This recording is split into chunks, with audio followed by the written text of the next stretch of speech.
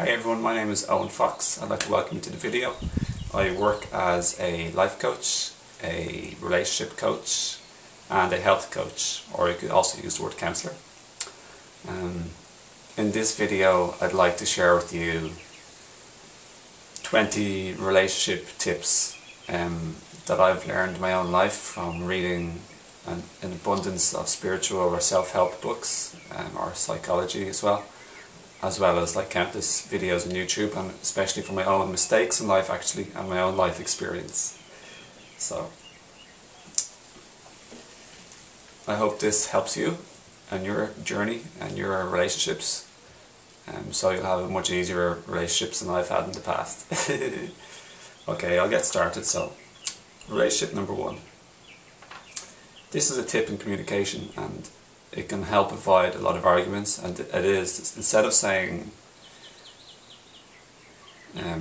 you're annoying me, often it's easier to say it's annoying me or I feel annoyed. So if you blame the thing instead of the person, often the person won't take it personally and fight you back and respond back negatively or aggressively. For example, if someone is on their computer or on their phone and it's making too much noise or disturbing you, instead of saying, "Hey, will you stop doing that, you're annoying me," you can say, I just feel annoyed because that phone is making so much noise and it's disturbing me." And you don't have to be really pleasant, you don't have to be too rude or too pleasant about it. For example, you don't have to stifle your emotions. So that's what I did in the past a lot. I wouldn't fully allow my emotion to be the emotion, energy in motion, and that's all emotion is. It's energy in motion. So it's no emotion is bad. It's only how you express it necessarily, if it's destructive or positive. But simply allowing the energy to be felt and expressed in a way where you're not criticizing or like blaming or shooting down or condemning another person, judging, condemning another person.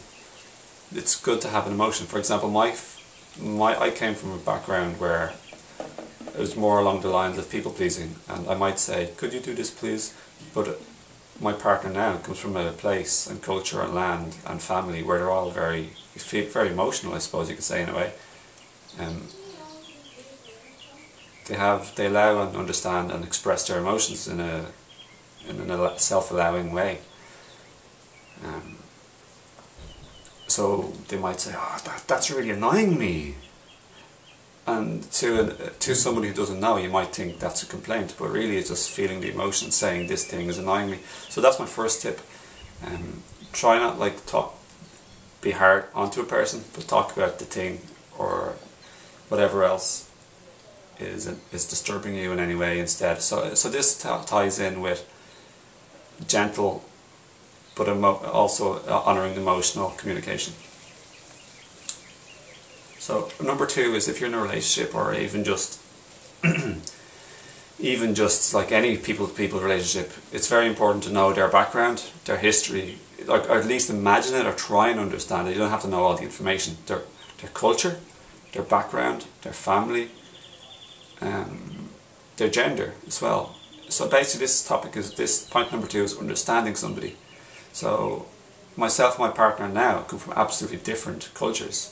She's dark and from the Caribbean, and she's just from a totally different culture than I am. And this led us both to be misunderstanding each other loads, and led to a lot of sort of arguments and rows, I suppose. Just a whole lot of misunderstandings in the past. And because both people, I find, in any argument, they're both fighting for love fundamentally. And I've heard this from one other spiritual teacher too. This is disguised. It's just a desperate attempt and a disguise for pleading for love. So both people want to be loved, and that includes the idea of being respected and shown courtesy. And people want to be understood and empathised with. People want to be understood. So for example, men think differently than women generally. Their brains are actually different. So you need to understand the different ways people perceive based on culture, gender, their family and background and culture, etc. How they think, how they perceive, how they act, what's typical, what they've seen all their life and grown up in, that they think is actually normal and just what they feel and what they're accustomed to. Because then they'll obviously going to behave that way in your land if they're not like kind of careful, or that's the way they'll naturally be. But if you come from a different place, you might interpret that as being like bad in some way, like negative, bossy, selfish, rude, unpolite. So rather than jumping to conclusions, foregone conclusions of what their behaviour means, it's very important to understand them. So to hold back your judgments and to try open your door of trying to understand the person, to be more, to learn from them, to be open-minded. And one really good way is simply to ask the person a question like, what does this mean to you? Or are you annoyed, or are you, ask them a question. And this is a gentle way of learning and adopting a beginner's attitude. Instead of springing to judgments and arguments will happen, and just disconnection and negative feelings will happen. So it's very important. Like since moving to the Caribbean here, I understand my partner Sally much more now, because I get to see her family, I've seen her interact with her family, I've seen how people behave, and I understand as a result Sally, my partner, so much better now, and I understand where she's coming from. It makes so much more sense. Yeah. Okay, so number 3, and all of these are in no order by the way, I just wrote them off the top of my head. Number 3 is to look out for your own needs and your partner's needs. This is essential.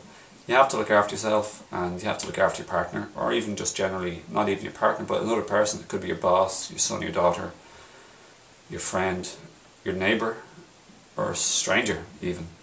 So this is about spiritually growing up and to being mature and considerate and caring. So it's good to look out for when people are like, let's say they're underslept, they're overtired, they're sick or unwell, or have aches or pains or headaches, or they need to rest, they need food, they're hungry, they're maybe detoxing. Maybe it's a woman's menses, like time of the month for example, or maybe a man or the female or whoever the person is, maybe they're stressed. Maybe they need to get out in nature and get a bit of fresh air and move or exercise. We all have different needs. So maybe they need the time alone to study, to be by themselves, to relax and unwind. Or maybe someone needs to socialise. If you're more like an extrovert, maybe you need to socialise more and get out and see people, or talk to people, or whatever, communicate and have a bit of fun. Extroverts and introverts are very different people generally. We're all along the scale, so no one's pure introvert or pure extrovert. We're all along the scale.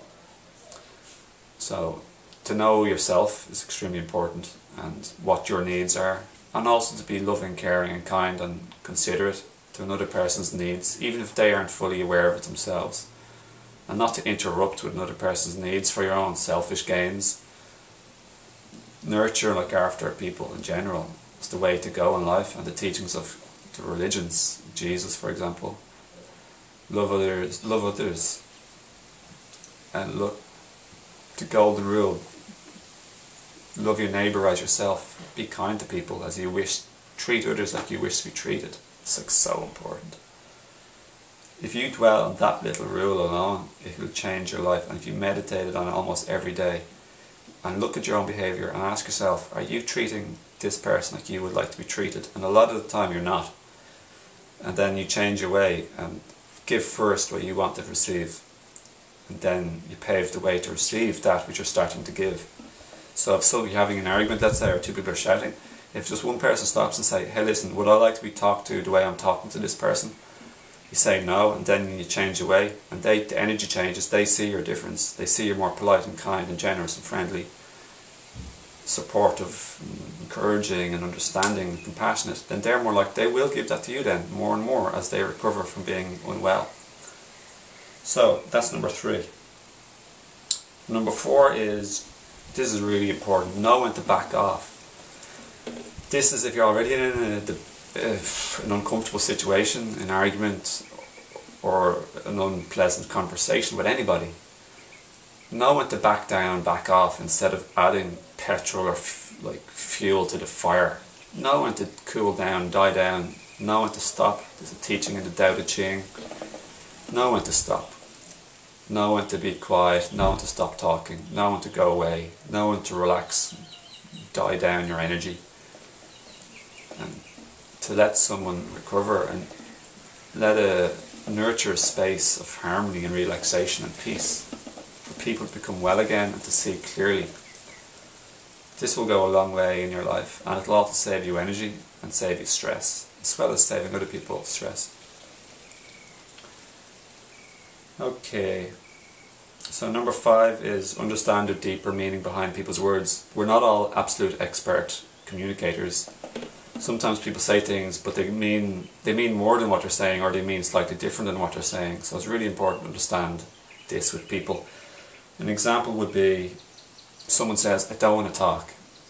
I don't want to talk, or I don't want to talk, whatever way they say it. To the untrained ear, you think they're saying they don't want to talk, but really they're probably saying, I don't want to listen or hear you either. They don't want to communicate. They want time alone. Maybe they're saying, I need some space, I need some quietness. Please let me be. And if you don't understand this, you'll keep talking, thinking, well, I'm talking, you're not talking, and you said, I don't want to talk. So you need to look deeper than just the superficial, shallow level of the words on the surface. This is extremely helpful, obviously. I don't want to talk. People say all sorts of stuff. Look beyond and look into the emotions and the feelings and the needs of the person. So, there's a whole book written about feelings, needs and emotions, and it's called Nonviolent Communication. I'd highly recommend that video. I'll see if I can annotate it here, anywhere around here, because that video did help change my relationship for the better. It was like a bit of a turning point. And I read the book, but it didn't sink in years ago when I read the book. That's an awesome 3-hour video that'll change your life. I can't recommend it enough. I really, really, really recommend it. And I give thanks for that person, Dr. Rosenberg, who made that. Marshall Rosenberg. It's such a good video. He's such a good communicator and teacher. Okay, number 6. Give caring, but also love and appreciate and express gratitude when other people are caring, and go out of their way to be a little bit kind or caring to you.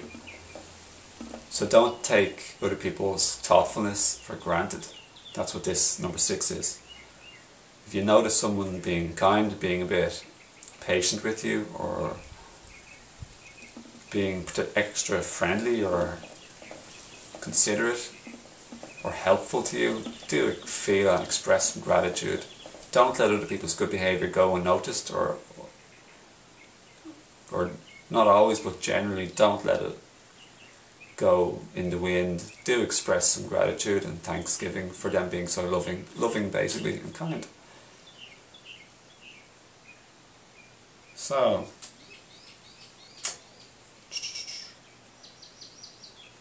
number 7 is kind of the same as number 4. Know when to back down and stop talking or debating. Okay, it's a little bit different. Know when to stop talking or debating, know when to back down. Save your energy, not adding fuel to the fire. Yeah, okay, that's more, kind of cover that.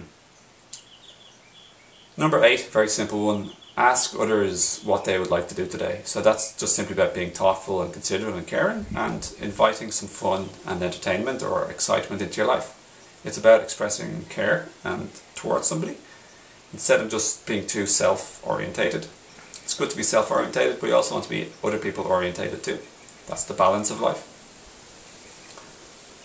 It's good to be self-loving, but at the same, it's not good to be on the other end where you're being selfish in a negative way. So asking others and expressing concern how people are, it's nice to show that type of interest and concern and energy towards other people. So number 9 is give surprises and keep things fresh and exciting in your life. Surprise your partner, friend, anyone who's like close to you or in your life. Don't keep things stale, monotonous and predictable. Have some uncertainty, surprises, maybe book a trip away.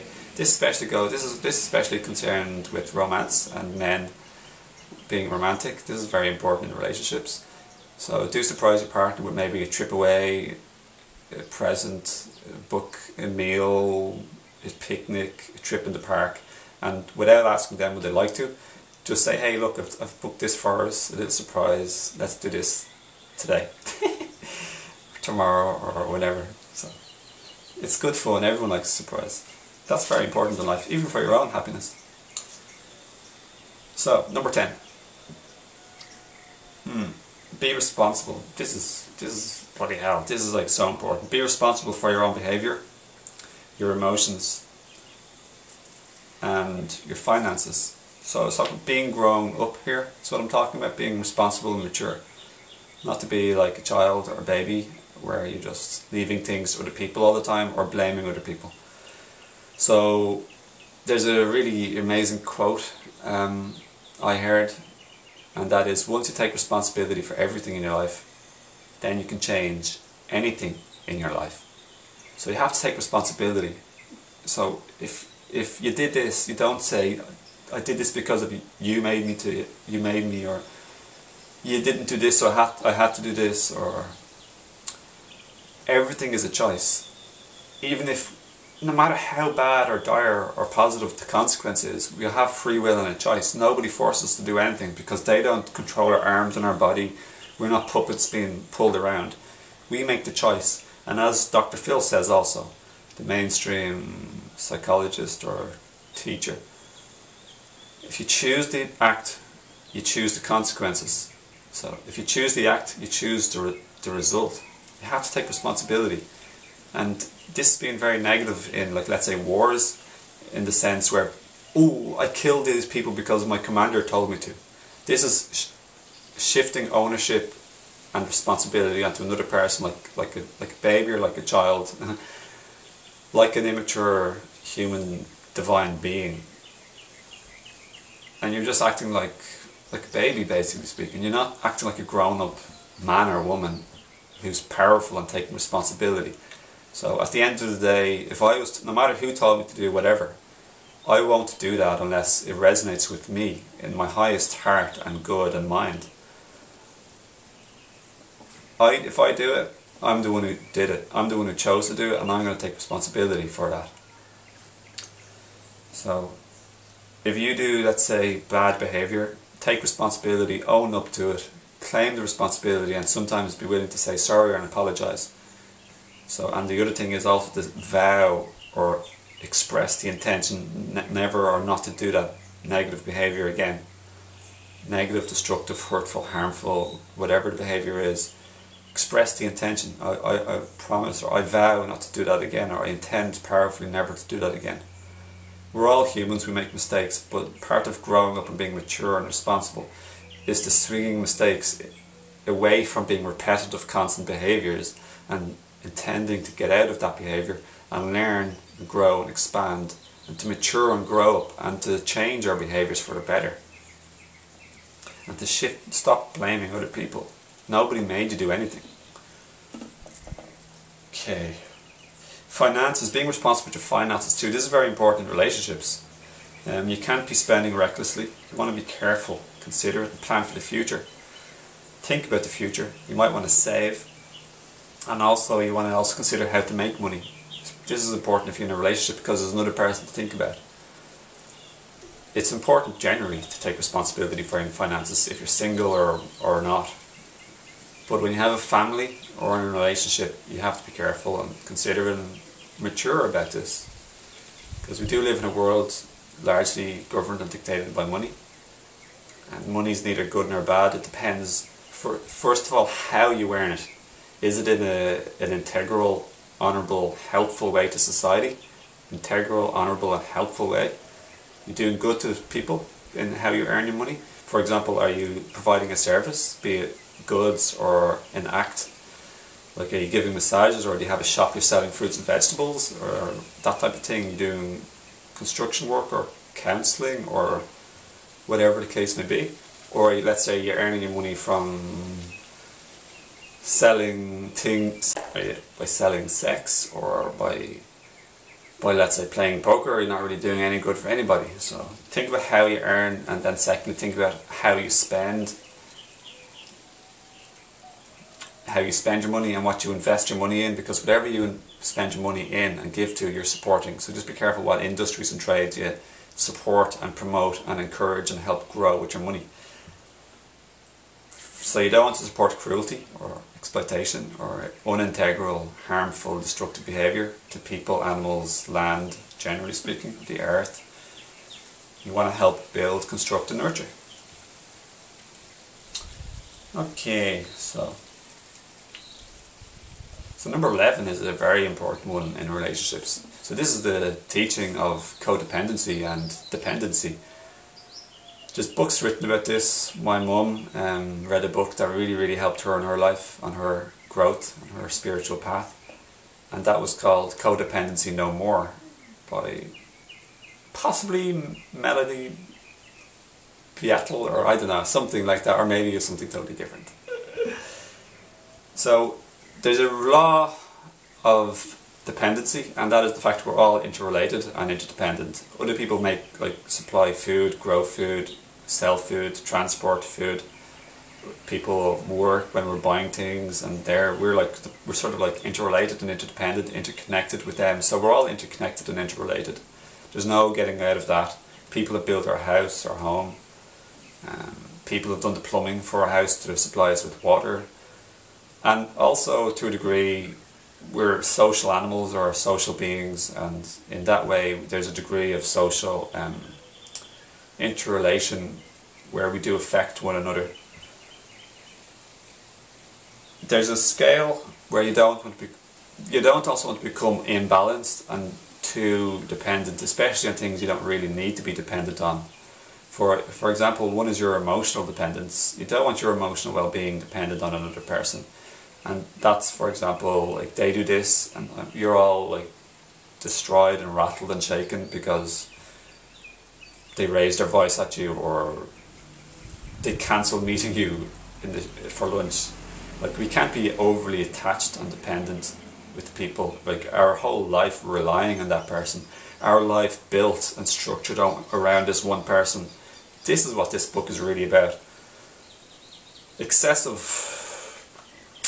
sort of like imbalanced dependency on other people. So you're not actually dependent on yourself as a human being, as a divine being, as a creative, powerful being, as a mature adult. This is unhealthy for everybody. It leads to like smothering your partner. Too much time spent together. You don't have enough other outlets or balance with like other friends or family or places to go and things to do with other people. It's just all built and based around one person. And also leads to emotional vulnerability if you're emotionally dependent. So that's like being too attached. You don't have your own life, and you can't be happy and well and peaceful on your own. You need the other person to be always behaving a certain way, either doing things or not doing things. It leads to control because your happiness is dependent on this person, so you need to control them and make sure they behave a certain way so you'll feel okay, and that's very destructive and unhealthy. There's like power games going on there, control, manipulation, and one person or two people, there may be power struggles and trying to make sure the other person doesn't leave the relationship even if they're unhappy, because your happiness and wellness depends on that person being there in your life in a certain way. So there's a restriction, a control, a smothering. It doesn't promote flourishing of each individual.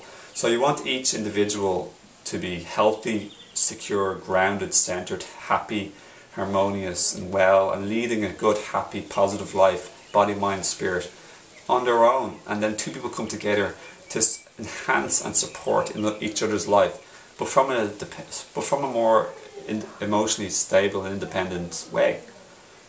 This leads to self-growth of both people, expansion, learning and growing from each other, listening to one another, sharing things they're both mutually interested in, not stuff they're not interested in just because, you know, I know you hate swimming, but I really want you to go swimming with me because I won't be happy going swimming on my own. That's like the type of attachment and the negative dependency. A healthy version is, okay, I'm going to go swimming today and you do what you like and I'll see you later. That's like a simple, healthy way. Also, when two people come together individually, they can cross over to both of their inspired paths or inspiration or work or hobbies, and they can have fun together. But then when they don't cross over in things that they like to do, they have their own lives. So that's really, really, really important. And it's important also to give a certain level of independency to our children in a healthy, safe way also. You don't want to be smothering anybody in life, in any way, friends, family, any relationships. Okie dokie do. So you want to nurture your spirit, your body, mind and emotions. So nurturing your spirit is doing what you really like to do, what's in your heart, your hobbies, and following your creative inspirations, your projects, starting a business, starting a plan, starting things, maybe dancing, art, paint, building, anything you find really like true to yourself, true to your heart, that you find enjoyable and exciting and you're looking forward to doing. That's your spirit. So nurture your spirit, and that's also mental and emotional too. Maybe for some people it's like finding peace, time out for themselves. Some people it's meditating, some people it's running, some people it's going for a walk on the beach or in nature or in the forest. Some people it's reading spiritual or self-help or positive books or watching funny sketches on TV. There's all sorts of things you can do for your spirit and your emotional well-being. And emotional well-being is also related to obviously your mind and your spirit and your body. So you need to look after your body, eat healthy, try not to eat processed unnatural food, eat stuff that grows in nature. I generally recommend for sure as the optimal diet is a raw vegan diet based around fresh fruits, as fresh as possible fruits and tender green leafy succulent green leaves. This is easiest to digest and you have loads of energy. You should generally be able to finish your meal and be able to run up a hill. You shouldn't be bogged down or taxed, and this is how you feel when you finish eating a mono meal, which is what I recommend also. For example, yesterday and the day before I just ate almost just bananas, except for two bananas 2 days ago, and yesterday I ate just bananas, except near the end of the day I ate two mini olas. I also had some coconut water, and that's all I had with water as well. And I felt great, and people don't know about this. You can check out the benefits of a raw vegan diet, and it's not a dogma, it's nothing to be religious about, it's just something for your health. And if you're interested, you can learn more about it. If you're not interested, that's fine. It's good to know it's a possible tool that can help you tremendously, mentally, emotionally, spiritually and physically. For me it's an amazing tool, and I'd highly recommend that. As much as I'd recommend the Nonviolent Communication area, which is based around spiritual, mental, emotional. This is based around physical, but it totally permeates, helps people feel so much better in life. It's like, it's hard to be depressed on this diet, to be honest. And you're more likely to be extremely happier. And more peace, clearer thoughts, much more energy, people have healed eczema, psoriasis, even cancer. There's so many testimonials, type 2 diabetes, anything basically, headaches, all sorts of everything, pains, arthritis, cardiovascular disease, high cholesterol, high blood pressure. It truly is real, so I invite you to learn more about that. And I don't speak lightly of this. This is extremely powerful and potent. I highly recommend learning more about this. I want to be serious about really powerful and serious things, and this is absolutely one of them. What you eat and put into your body has huge chemical, electromagnetic and electrical influences and alkaline pH influences on your body. You want to eat food that's always nourishing, has nutrients in it. Many people eat what's called empty calories, like just stuff that's like processed and fake and artificial, and actually also toxic to us and interferes with our bodily functions and our absorption. For example, coffee or like any sweets or fake things, coffee interferes with our absorption of loads of other nutrients, as well as stimulating our adrenal glands. And after being stimulated, then you're tired, and then you're tired because you need more coffee, then more stimulants, and over time you keep getting stimulated and tired out. And this goes for also pharmaceutical drugs. Over time you're using what the Chinese call your Jing energy. It becomes sapped, your body becomes tired from always trying to process, deal and eliminate these fake artificial drugs. So just because they're legal doesn't mean they're any better than non-illegal. So I always recommend people titrate or gradually wean themselves off of those drugs. And if you're interested in natural substances that support the human body, apart from the diet, herbs are nature's natural pharmacy. And I actually do have my own herb shop also, apart from the other things that I do that I mentioned at the beginning of the video. So it's called Higher Self Herbs, that I'm proud to have started, and I love the shop, and you can have a look below if you're interested. And there's things for all sorts of stuff: males, female, strength, energy, endurance, adrenal recovery, PMS, menopause, for athletics, ATP and oxygenation increasing, for your skin, for your cleansing your liver, for your mind, your brain, your knees, your joints, your tendons, ligaments, cartilages and bones, all sorts of stuff. Okay, so let's move on to the next one. So generally, I think it's a very good, this is number 12, generally it's a very good idea to keep in contact with friends and family. This ties in with the last point about codependency. But generally it's important to keep good relations with other people in your life. Some people let it slip. They've either fought with their family or they've let things slip. This is a sense of disconnection. It is more good for your soul, your spirit, your happiness, to do have that sense of familyhood, connection or support from people who are close to you, who you grew up with, for example. It depends on your relationship with your family, obviously. Some people we need to let go of. Some people we've been too lackadaisical or lethargic and we've let things go. And it's good generally to keep in contact with your family, I'd say, depending on the family. It's good to tie up the past and let go, stitch up like loose ends of non-forgiveness. You need to heal. This is a new point. This will be an extra point to heal your garbage, or to heal your past, your wounds, to let go. Some people ask, how do you let go of non-forgiveness or resentment? How do you let go of a piece of hot coal? You just let it go. How do you let go of a hammer? You let it go. Is it a lot of effort to let go? You just need to let it go. You don't need to start throwing it. You don't need to start running a marathon. Letting go isn't so much an action as it is a letting go of the action of holding on. Let go and relax and it'll drop. So we're talking about letting go and relaxing here. It's simply a choice, and it goes along with your intention to want to be healed, to want to be lighter, and to want to be free again, to be healthy and happy, and to have a happy, positive future for yourself. So letting go is essential in life. Letting go comes before opening up and expansion, because once you let go, then you can let in, because you've created the female yin space of receptivity. Then you let in and you can grow and expand once you've let go. Letting go is like a blocked channel, a blocked tube. Things can't come in, there isn't a flow. You let go, you open up naturally, and things can come in positive into your life. Same with physical body. Let go of the unhealthy habits, the poor eating habits, unnatural stuff. Let go of the excessive eating, the overeating or the undereating. Whatever the excess is, excess of too much or too little. This ties into the whole Chinese philosophy of yin yang and balance, the wisdom of balance in life. There's a good book about balance called The Middle Theory by my friend Deshaun Fox. You can check that out if you wish.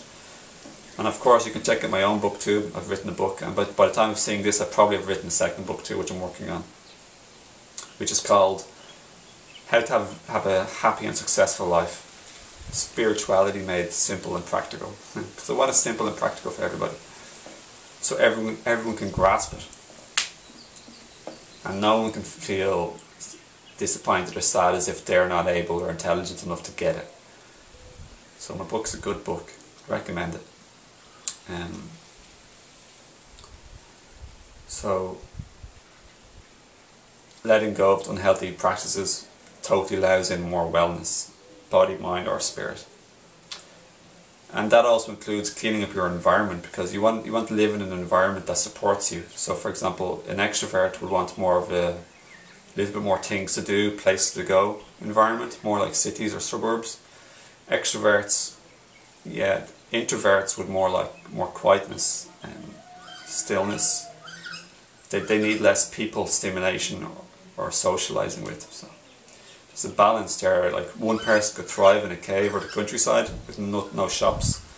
that could be too unstimulating and not enough action and motion and entertainment, so to speak, engagement for the extrovert. So you need to find balance and understand the needs, as I was saying, of your partner, which was in number 3, so, and your own needs.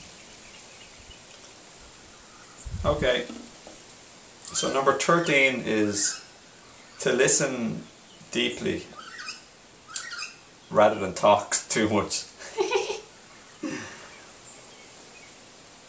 Listening is more like yin, it's more like receptive and receiving.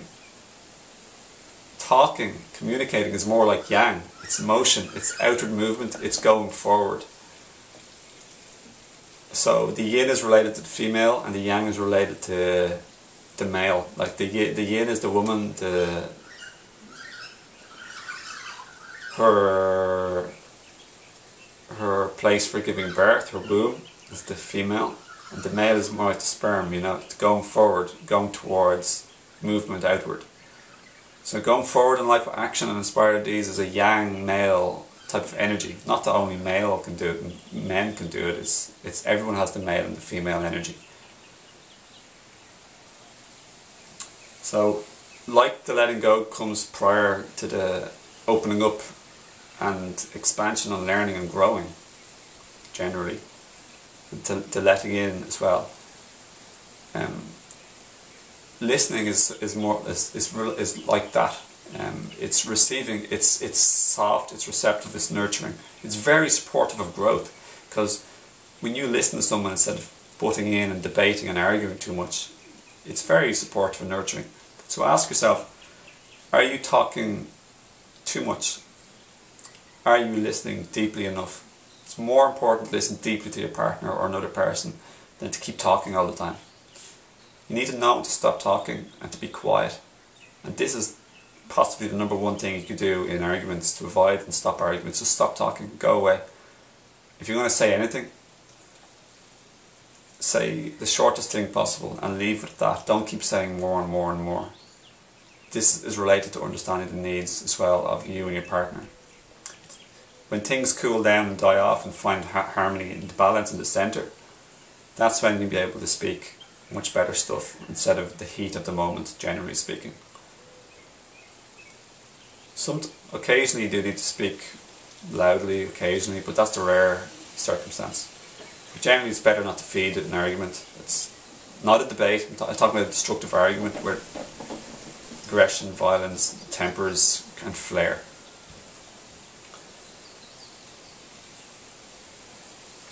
But I want to bring you back to the idea of balance. An extrovert probably needs to talk less and listen more. An introvert, they're usually much better at listening and observing, being quieter. An introvert probably might need to become more balanced and actually communicating more instead of holding things in or expecting people to be like mind readers. So you need to, there's 2 things, there's always 2 things in life. So this one element is to listen more and talk less. The other element is, if you're not communicating enough, communicate more and express yourself more clearly and better. This is very important, because how can somebody know if you're not telling them? Even if they're really good at guessing and they're a good communicator, and even if they ask you questions, you have to take responsibility and kind of mature up and do become a good communicator also, as well as a good listener. So that'll be so helpful in life, serve you in so many ways. It's also relaxing to listen. It's nice to have a nice balance of speaking what you mean and meaning what you say, and being good at it, but also knowing not to be too long-winded or else not to speak enough also.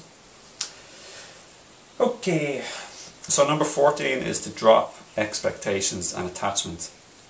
I've kind of talked a bit about attachments already, about needing things to be your own way all the time, or a certain way, specific.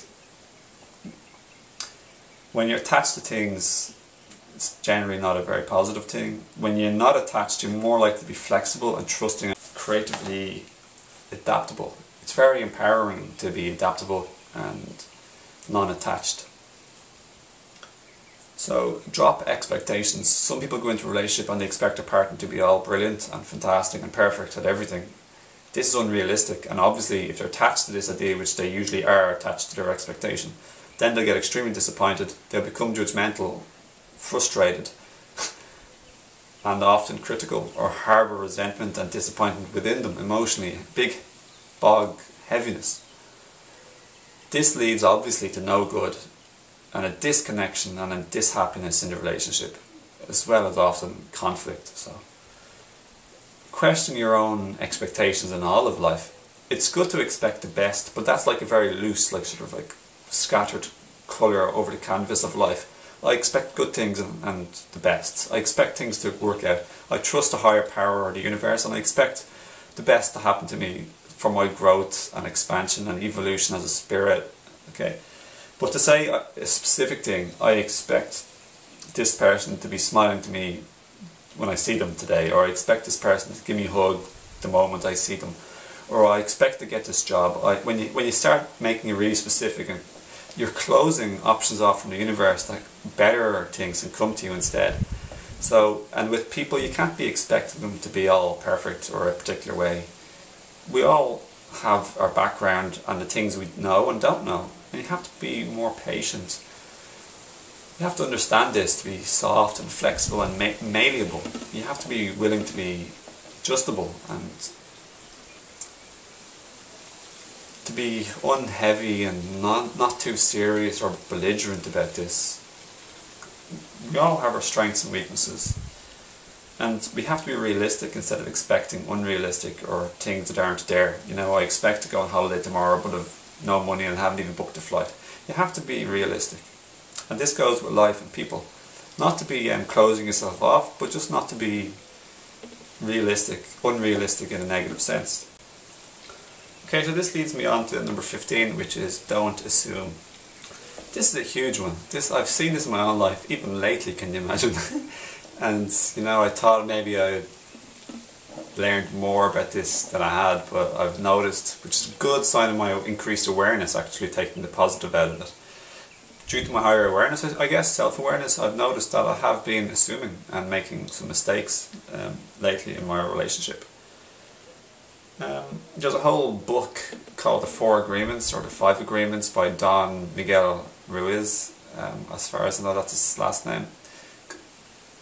And one of the things, of the 4 or 5 things, is to don't assume. And assuming is basically believing something but you don't actually know for sure that it's true. And often this ties in with misinterpreting somebody. They're doing this, they mean it that way, and not the way you like it or want. And then that, if it's wrong, that can lead, like, even if that can lead on to like feeling upset or angry or annoyed, and actually you're wrong. And that's what I've noticed. So I'd be upset or annoyed or angry, and I'd realise the person didn't actually mean it that way. And this obviously is not even just about relationships, this is about any human relationship. So when the title of this video is about relationships, it's largely got to do with one-to-one romantic or intimate relationships, but also about any relationships. Assuming will do you no good, primarily because you're the one who will suffer, and there's no need because you're wrong, it's an inaccurate belief. And second of all, it'll kind of cause trouble, so to speak, in a relationship, because you'll then act a certain unpleasant way or argumentative, snappy way back to the person who you're assuming against. So you're the one who's wrong if we assume. So this will bring me back to the previous point I made about asking questions. This is the remedy of assumptions. Ask a question, do you mean it this way, or what do you mean, or what exactly do you mean, or whatever way you want to phrase your question, to inquire what is the real truth, to bring clarity to the situation, rather than just like being left with a guess that's wrong. So you don't want a wrong guess. It causes trouble for you and for everybody. So be careful about assumptions. Don't make assumptions. Number 16 is a big one about self-growth. It's question yourself and learn. Be a beginner than a student always. Have a beginner's mind and know when you're wrong and make mistakes. So question yourself and learn. This is about being a student always. It's what the Buddhists say, have a beginner's mind. This means don't be arrogant and think you know it all, you know everything, and that you've arrived. Because that isn't true. That's holding you back. It's a limitation. It's false. It's arrogant. It's untrue, unrealistic. The truth is we're all teachers and students. We're all learning, and people are all learning from us. So we are the example where others learn from, and we have things to learn. We have valuable insights and experiences that we can share with people, and information. And at the same time, there's so much that we don't know. Either information or wisdom or information. Yeah, I already said that. Information, wisdom or insights. It's so important to keep a beginner's mind. Otherwise you'll be cocky, arrogant, and you'll be a troublemaker. You'll be an arrogant, lofty person. Even people who are spiritual teachers or self-help teachers, if you think you've arrived and you know everything, I don't want any part of you. It's unpleasant, and you don't. And they don't. They know so little. Like some wise person once said, and I totally resonate, the more you learn, the more you realise you don't know. So the more you know, the more you learn you don't know so much. It's really important to have that humbleness and humility. And now, just to go back to the balance, humbleness and humility doesn't mean you act disempowered or weak. Humbleness just means you're not arrogant. And you're receptive. So it's a positive absence of... Humility is a positive absence of arrogance and closedness. It's more like the yin. Humility is being open, receptive, available to give and receive, to listen and to hear and to learn. So it's not really a very active thing. It's more like your pipe is open for the energy to flow to you and to flow out of you. Humility is a lovely trait and quality. Being receptive and open, and knowing you're a learner. It's a bit like Forrest Gump or a child. They're innocent, they're open, they're available, they learn quickly, they get back up quickly when they fall. They're true to their emotions. They might cry or be angry for a minute, but then they don't hold on to it. They're really good learners, and they make mistakes. Like we all make mistakes, so you have to know when you're wrong and know when you make mistakes.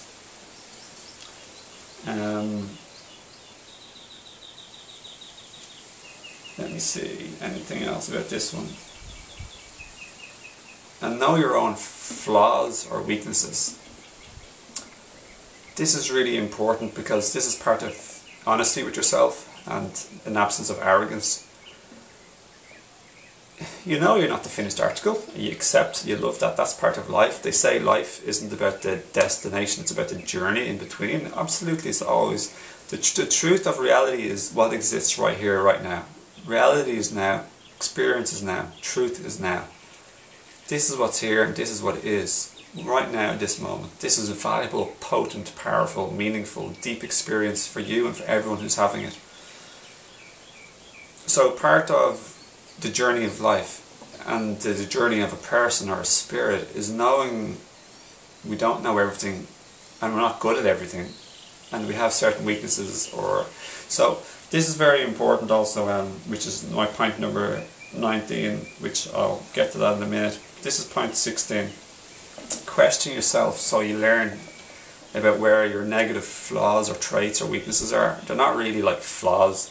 They're more like areas where you can improve. So this is about expansion, growth, and fine-tuning yourself. This is about purification of yourself. This is my favourite thing in life.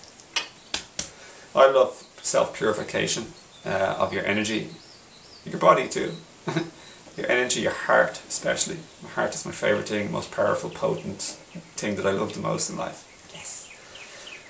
I love the heart so much. It's the gateway. It's the powerhouse. It's your true power. I think Jesus probably knew and taught this too, and he's exemplified with the glowing heart. Some people have likened me to, well actually loads of people joke at me, call me Jesus, especially when my hair is down.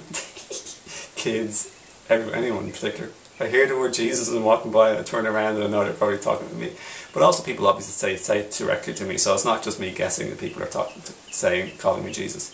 But I've also had people like my energy to like Christ.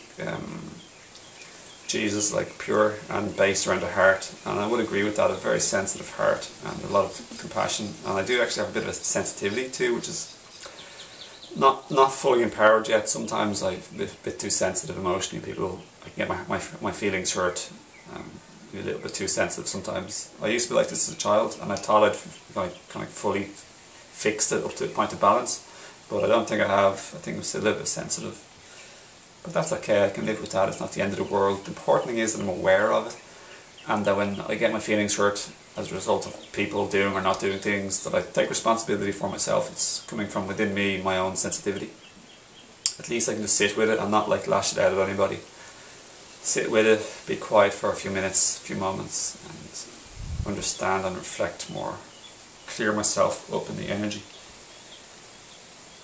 I do like Jesus, I have to say. I know he's a very powerful man and a powerful spirit indeed. I have a lot of respect for Jesus and his teachings immensely. I do believe also he was part of. I kind of believe, I'm open to being wrong. It's also very important to be open to being wrong. You're not too staunchly entrenched in your own belief systems. But I do think that Jesus was part of an Essene group at that time. And he probably contributed to the Essene Gospel of Peace, which was deliberately left out of the Bible's teachings. And this is the most practical part of the Bible, or the would-be Bible, where Jesus talks about diet and lifestyle and health. He talks about raw food and letting the sun be your cook instead of double cooking the way we cook everything, but the sun is our natural cook, our heat, our fire. The sun is like the yang, the male, and the Gaia, the earth, is like the female, the receptive, the growing of the food. So the sun and the Gaia and the earth come together. The sun and the earth, and then growth happens, and that's our food. But I know Jesus, he fasted for 40 days in the desert, no food, no water. It's called dry fasting. And you want to be very strong, powerful and clean, and a strong body to do that also. Maybe he was an energy master too, to a degree.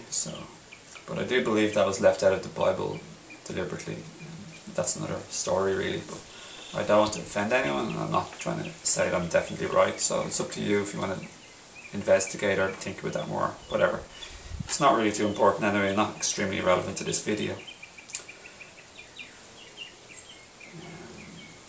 Yeah, so learning from your mistakes is just so important. So important. Learn from other people's mistakes too.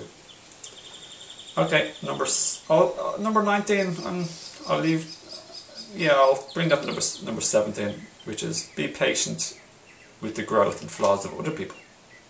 So number 17, be patient with the growth and flaws and expansion and learning time of other people. Have mercy. This is a big teaching. Have mercy and compassion, because you don't know. There's really good quotes about this, but I don't know them well enough to share. Have mercy and patience and compassion with other people's flaws, weaknesses and bad behaviour. Now this isn't about being a doormat or a walkover. This is about inwardly feeling and from your heart. If you just knew what people have gone through in the past, the woes, the hurts, the pains, the wounds, the suffering, if you understood where they're coming from, their history, as I said in one of the very first points,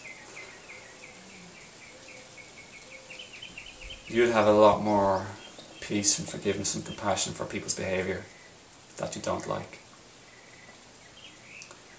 Having mercy is one of the most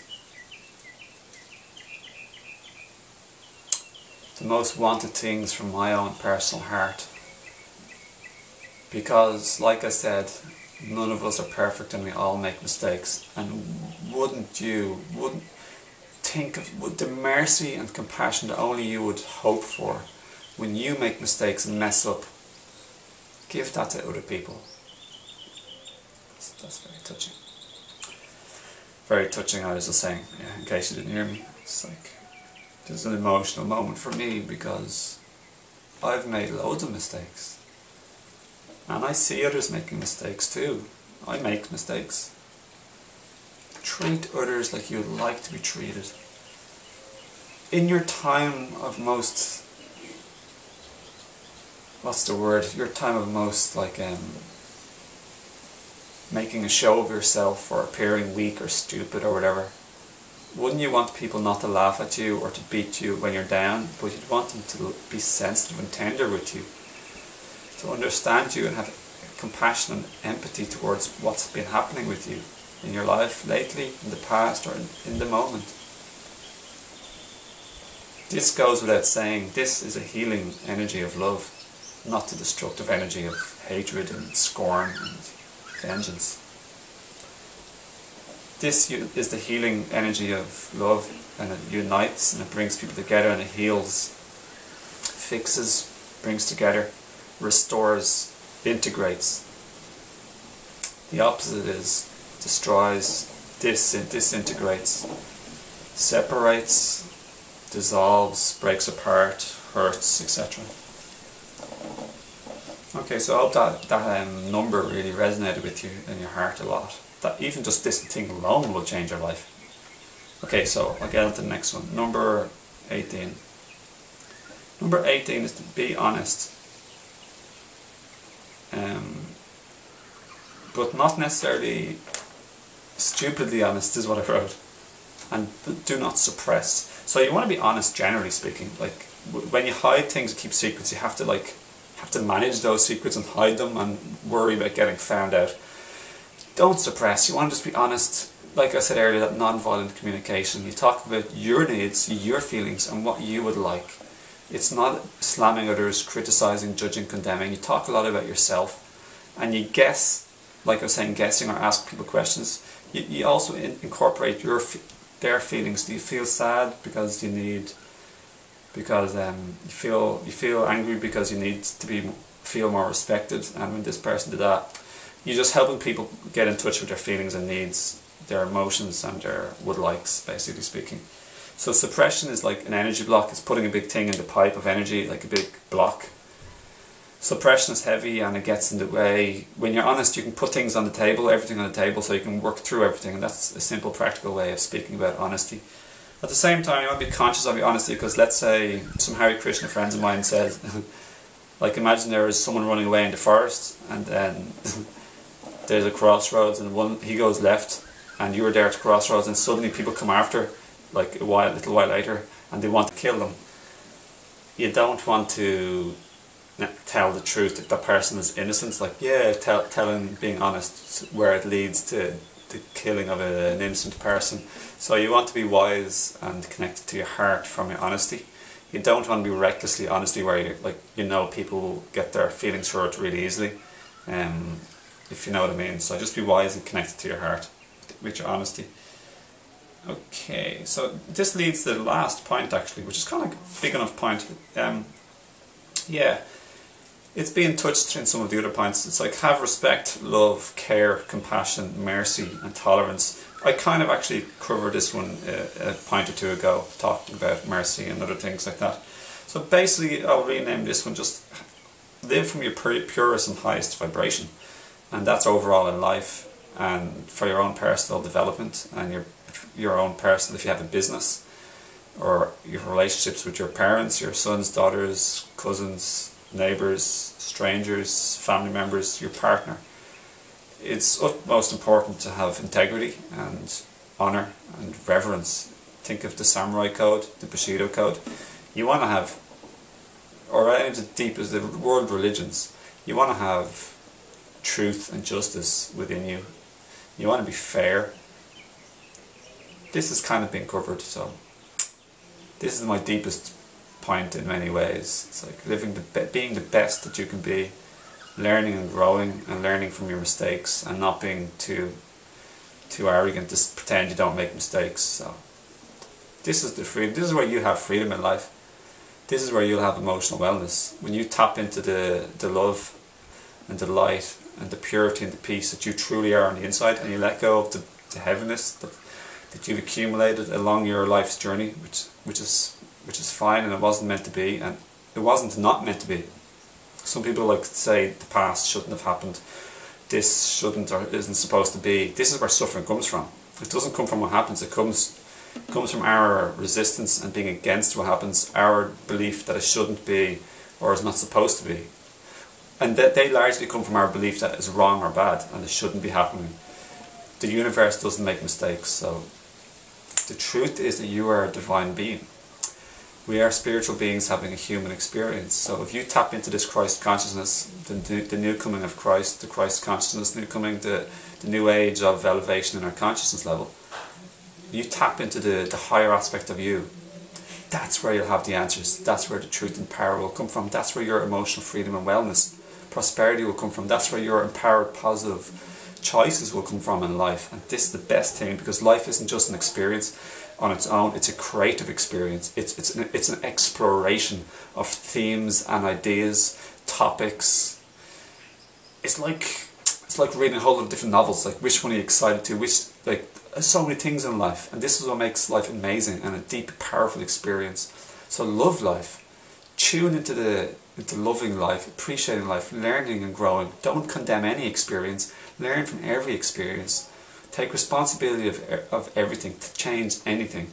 Create your life going forward. View life as this, right here now at the bottom.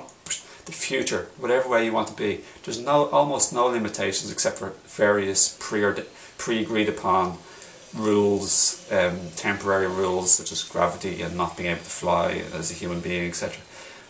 But other than that, the world is your oyster. There's limitless possibilities, and it all boils down to you changing yourself, coming within instead of blaming without.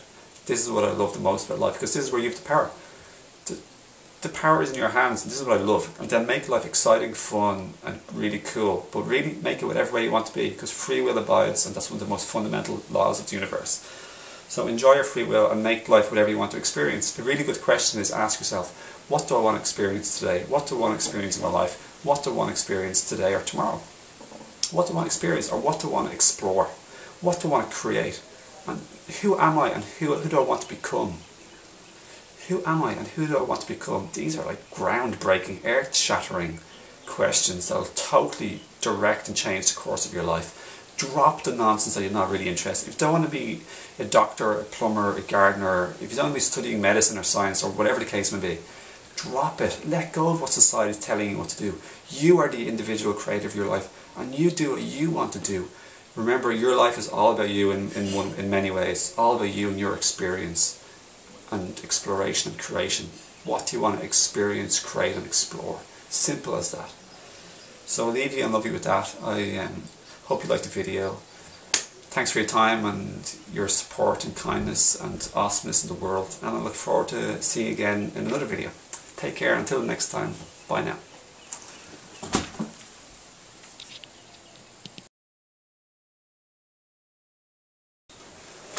I'm going to edit off.